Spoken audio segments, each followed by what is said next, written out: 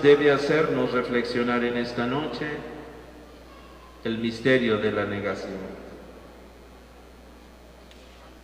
Dicen los evangelios que inmediatamente después de que aprendieron a Jesús y lo sacaron del huerto, lo llevaron de inmediato a la casa del sumo sacerdote Anás.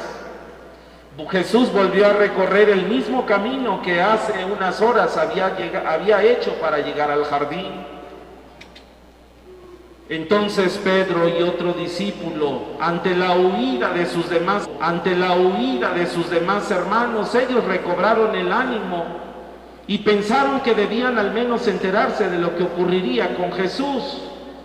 Posiblemente se trate de un malentendido, posiblemente los sacerdotes solamente lo quieren interrogar y pronto lo soltarán. Entonces Pedro y Juan dieron marcha atrás y se dispusieron a seguir de lejos el destacamento que comenzaba a subir la pendiente del monte Sión hasta la casa del sumo sacerdote.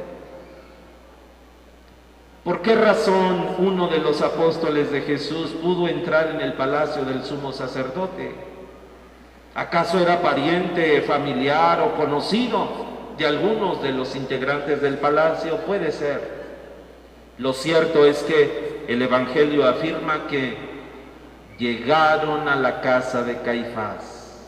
Las puertas estaban cerradas, pero Juan, el discípulo, pudo entrar a la casa del sumo sacerdote. Posiblemente llamó a un pariente o a un conocido que le permitió entrar. Así abrieron las puertas de la casa del sacerdote y Juan pudo entrar para ver de cerca lo que pasaba con Jesús. Pero también Juan tenía grandes temores acerca de Pedro. No vaya a ser que así como es él, pueda cometer alguna torpeza, algún disparate. Y por eso Juan habló con la portera y garantizó que Pedro era su amigo. Y así, aunque la decisión fue imprudente, apenas hacía media hora que Pedro había atacado a un siervo del sumo sacerdote en el huerto, pero Juan no pensó en eso en ese momento y decidió que Pedro podía entrar en el palacio. Así, la portera abrió la puerta y aunque le notó nervioso y escurridizo, no le perdió la vista de encima. Pedro, en el palacio del sumo sacerdote, procuraba pasar inadvertido. Se acercó al fuego con todos los que en esa noche allí estaban calentándose, extendió sus manos hacia las llamas. Y fue entonces cuando la portera, que apenas había podido ver su rostro en la oscuridad de la entrada, se fijó claramente en sus rasgos de Galileo. Dejó la puerta al cuidado de otra compañera y se acercó al sospechoso. Aquí contemplamos juntos la primera negación de Pedro. La mujer entonces se dirigió directamente a Pedro y con un estilo muy femenino e irónico le preguntó: ¿También estabas con Jesús de Galilea? ¿Eres un discípulo de él? Mujer, no sé lo que dices. No lo conozco.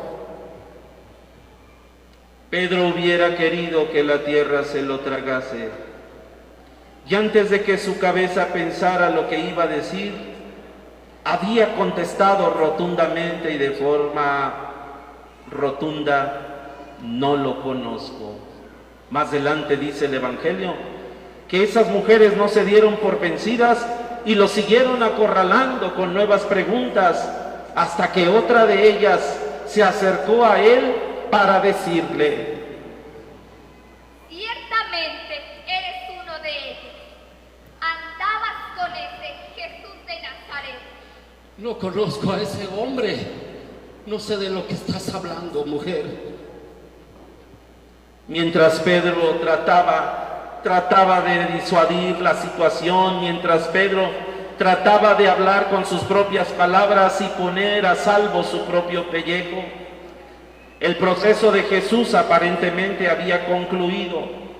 El grupo que se agolpaba junto a la puerta regresó junto al fuego.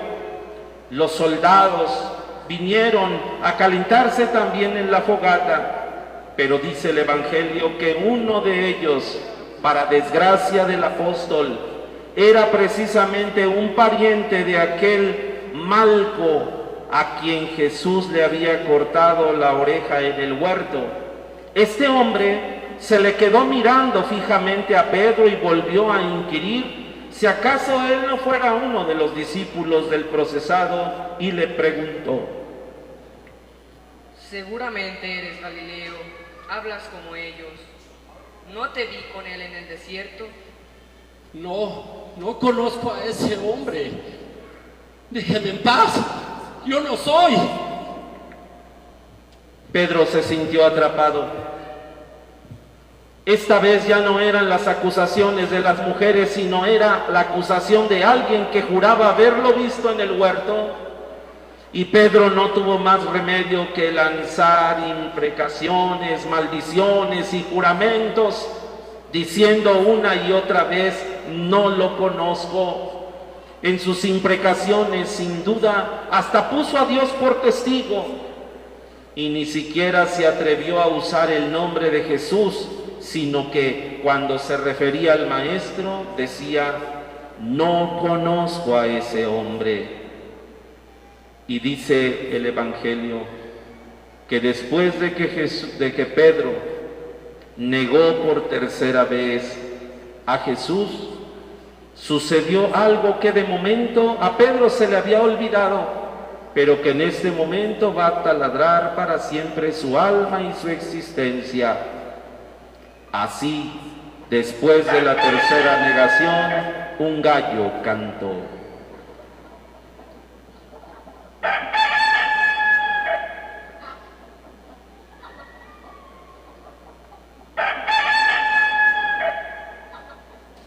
El canto de este animal fue para Pedro como un relámpago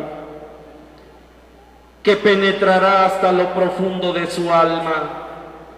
Y en este momento Pedro midió la hondura de su traición y volvió a recordar las palabras: Pedro, yo te aseguro que en esta misma noche, antes de que el gallo cante, tú me habrás negado 3 veces. Jesús, maniatado, golpeado por quienes le conducían, pasó delante de él, y dice San Lucas que Jesús, volviéndose a Pedro, le miró. No debió haber sido ya una mirada de reproche, sino de infinita compasión. Cuando quiso devolver esa mirada a Jesús, ya se había alejado entre empellones. Pedro se hundió en la noche de su negación, se hundió en la noche de su traición, se hundió en la noche de su cobardía.